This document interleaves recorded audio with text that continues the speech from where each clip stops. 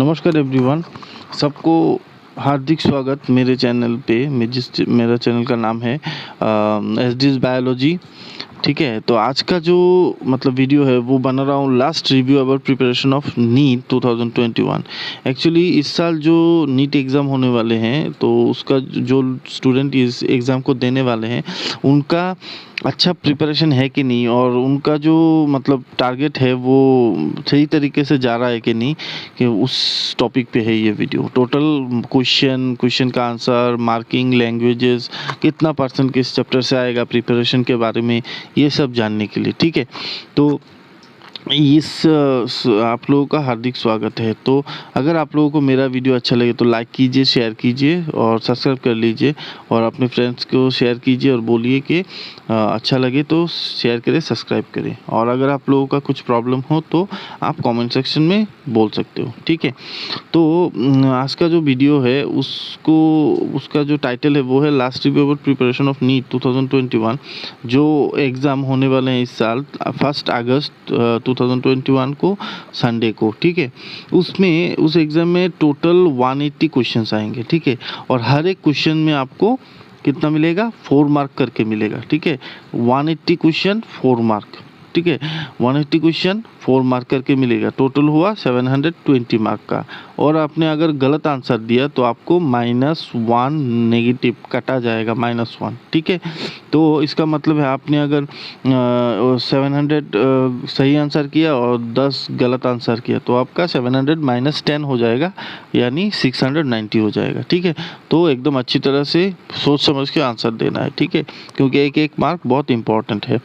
तो ये जो एग्ज़ाम है ये बहुत सारे लैंग्वेजेस में अवेलेबल है। टोटल 8 लैंग्वेजेस में, Hindi, English, Tamil, Bengali, Marathi, Assamese, Kannada and Urdu, ये सब लैंग्वेजेस में अवेलेबल है। तो अब अगर आप लोगों को एग्ज़ाम देना है इसी लैंग्वेज में देना पड़ेगा। ठीक है, तो ये हुआ जो एग्ज़ाम का पैटर्न है, डेट है, इस सब के बारे में, जो मार्किंग है वो प्रोसेस के बारे में। ठीक है,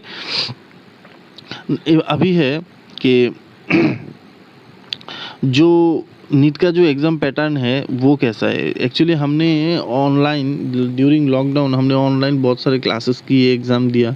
ठीक है, लेकिन ये जो नीट एग्ज़ाम है वो आपका ऑफलाइन होगा, पेन और पेपर बेस्ड होगा। ठीक है, और टोटल जो ड्यूरेशन है टाइम का वो 3 आवर्स है, 3 घंटे हैं आपके पास 180 क्वेश्चन आंसर करने के लिए। ठीक है, तो आपको पहले से ही प्लान करना चाहिए कि आप पर मिनट कितना क्वेश्चंस का आंसर करोगे। ठीक है, ओके, थोड़ा बहुत टाइम एक्स्ट्रा भी रखना चाहिए। ठीक है, तो यानी आप अगर 3 आवर का 180 क्वेश्चन आंसर करोगे तो हर एक आवर में आप 60 क्वेश्चन पर मिनट 1 क्वेश्चन का ऐसे एवरेज है। ठीक है, तो आपको सोचना चाहिए आप कैसे करोगे। ठीक है, इसके बाद जो क्वेश्चन जो हैं वो आपको फिजिक्स में 45 क्वेश्चन मिलेंगे, और केमिस्ट्री में 45 और बायोलॉजी में 90। ठीक है, तो इसका मतलब है आप फिजिक्स केमिस्ट्री मिला के 90 और बायोलॉजी में सिंगल 90, 50% क्वेश्चन बायोलॉजी से।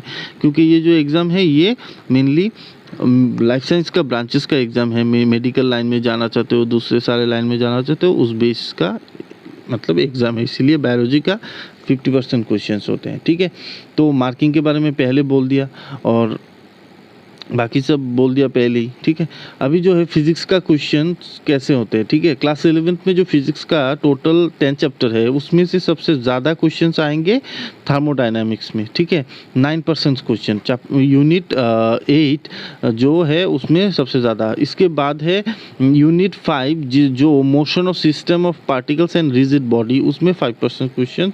उसके बाद है यूनिट 4 जो वर्क एनर्जी एंड पावर है, उसमें 4% क्वेश्चन। बाकी सब में 2, 3। ठीक है, सॉरी। इसके बाद है क्लास 12 का जो टोटल यूनिट है वो है 9, और उसमें से सबसे ज़्यादा क्वेश्चंस आएंगे आपका ऑप्टिक्स में 10%। उसके बाद जो है 2 है electronic device, chapter 9 and chapter 1 जो इलेक्ट्रोस्टैटिक्स है वो, उसमें से 9 क्वेश्चंस आएंगे आपका। ठीक है, उसके बाद है केमिस्ट्री क्वेश्चंस फॉर नीट। उस केमिस्ट्री में सबसे ज़्यादा क्वेश्चंस आएंगे यूनिट 6 में थर्मोडायनामिक्स। उसके बाद इक्विलिब्रियम इक्विलिब्रियम में 6% और 5% आएगा यूनिट 4 में chemical bonding and molecular structure. Class 12 में जो क्वेश्चंस है वो सबसे ज़्यादा आएंगे आपका कोऑर्डिनेशन कंपाउंड यूनिट 9 एंड उसके बाद जो है unit 7 P block elements and unit 2 solution, उसमें 5% करके, ठीक है। बाकी सब में 11 12 का 1 2 3% करके क्वेश्चंस आएंगे, ठीक है। तो आपका प्रिपरेशन वैसे ही होना चाहिए। केमिस्ट्री में सब बहुत सारा यूनिट है और क्वेश्चंस का परसेंट कम है।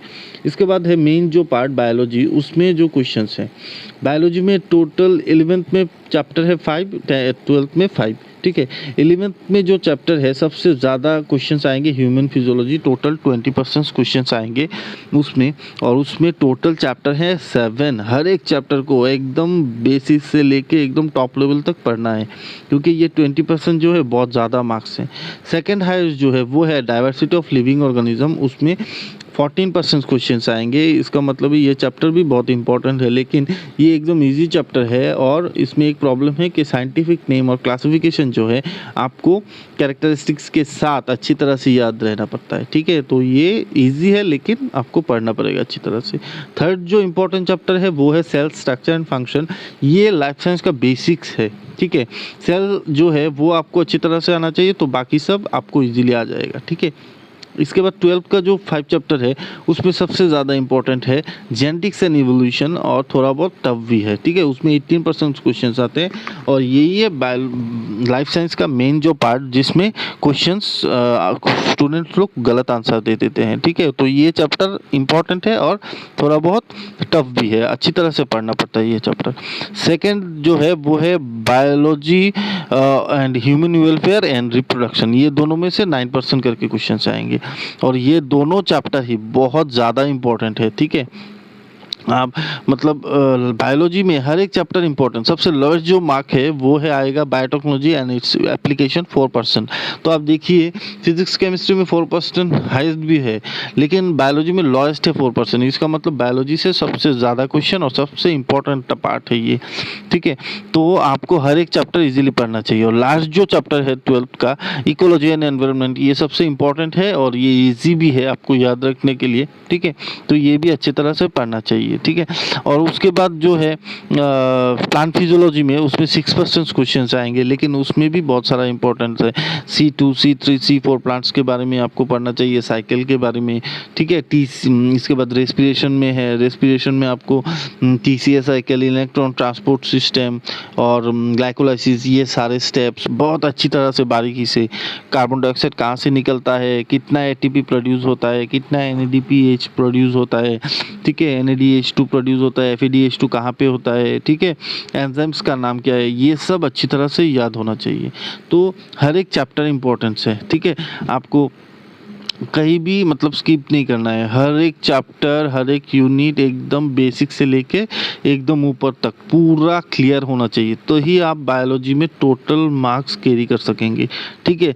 और सबसे मतलब थोड़ा बहुत जो टफ है, टफ बोलना ठीक नहीं होगा, लेकिन मैक्सिमम स्टूडेंट बोलते हैं कि ये थोड़ा चैप्टर थोड़ा टफ होता है, वो है जेनेटिक्स एंड इवोल्यूशन, ठीक है। जेनेटिक्स का जो पार्ट है chapter 5 and chapter 6 principles of inheritance and variation, ये चैप्टर, और सबसे ज़्यादा मतलब टफ जो होते हैं वो है मॉलिक्यूलर बेसिस ऑफ इनहेरिटेंस, ये चैप्टर। ये 2 चैप्टर आपको बहुत अच्छी तरह से इन डिटेल में बेसिक से लेकर एकदम ऊपर तक अच्छी तरह से पढ़ना पड़ता है, ठीक है। ये 2 चैप्टर आपने अच्छी तरह से पढ़ लिया तो इसमें आपको 18% ही मिलेगा, ठीक है। और ह्यूमन फिजियोलॉजी जो है उसमें हर एक चैप्टर को आप बारीकी से पढ़ना पड़ेगा। डाइजेशन एंड एब्जॉर्प्शन, ठीक है, हम खाते हैं वो डाइजेस्ट कैसे होता है, एब्जॉर्ब कैसे होता है, ठीक है। ब्रीथिंग एंड एक्सचेंज में कि ब्रीथिंग और एक्सचेंज गैसेज में वो रेस्पिरेशन के थ्रू ऑक्सीजन जो ट्रांसपोर्ट होता है, ठीक है, वो कैसे होता है। Body fluid and circulation, blood जो सर्कुलेट होता है, ब्लड का टाइप, हर एक चीज़ का फंक्शन, ऑकरेंस, ठीक है, स्पेसिफिक कैरेक्टरिस्टिक्स, ये सब आपको इम्पोर्टेंट है। Excretory product and there elimination, excretory product क्या-क्या है बॉडी में, उसका कंपोज़िशन क्या है, वो एलिमिनेट कैसे होता है, बाहर कैसे निकलता है, कहाँ स्टोर होता है, कैसे प्रोड्यूस होता है, ये सब आपको अच्छी तरह से आना चाहिए, ठीक है। लोकोमोशन एंड मूवमेंट में, ठीक है, वो अच्छी तरह से, न्यूरल कंट्रोल एंड कोऑर्डिनेशन, ये सब, ठीक है, केमिकल कोऑर्डिनेशन एंड इंटीग्रेशन, ये सब आपको एकदम बेसिक से लेके हर एक चीज़ अच्छी तरह से पढ़ना चाहिए, ठीक है। अगर आप लोगों को अच्छा लगे तो लाइक, कमेंट, शेयर और सब्सक्राइब कर दीजिए, और आप शेयर कर दीजिए अपने फ्रेंड्स को और बोलिए सब्सक्राइब करने के लिए। Thank you. Okay, bye.